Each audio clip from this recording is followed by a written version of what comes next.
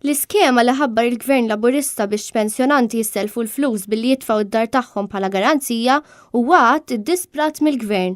Dan għaliex minflok ma jipprova jindirizza l-problema reali tal-inadekwenza tas-Sistema Nazzjonali tal-Pensjonijiet billi jirrevedi s-sistema qed ikompli jitfa' l-pis fuq il-pensjonanti u l-werrieta tagħhom.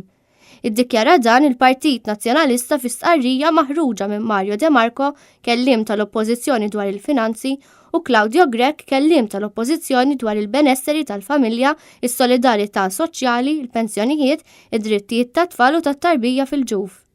Il-Partit Nazzjonalista jfakkar li qed ngħixu f'pajjiż fejn wieħed minn kull 5 pensjonanti qed jgħix fil-faqar jew fir-riskju tal-faqar u fejn in-numru ta' pensjonanti li qed jaffaċċjaw il-faqar qiegħed kull sena jiżdied. Is-soluzzjoni tal-Gvern għal din is-sitwazzjoni li ġab bidejh hija li jibgħat lill-anzjani tagħna jiddejnu sabiex imbagħad id-dejn tagħhom iħallsuh uliedhom.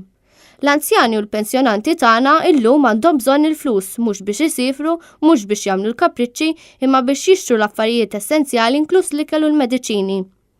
Il-Partit Nazzjonalista jgħid li l-Gvern flok jara li jsaħħaħ il-pensjonijiet u jagħmilhom aktar adekwati f'ċirkustanzi fejn il-ħajja qed togħla bla kontroll, qiegħed jgħid lill-anzjani biex jiddejnu sabiex imbagħad iħallsu wliedhom u jekk dawn ma jħallsux il-proprjetà tal-anzjani flok ma tgħaddi lill-werrieta tagħmel tajjeb għall-Gvern. Dan huwa Gvern li tilef kull sens ta' ġustizzja soċjali u li ma jimpurtax min nies vulnerabbli, jiddikjara dan il-Partit Nazzjonalista.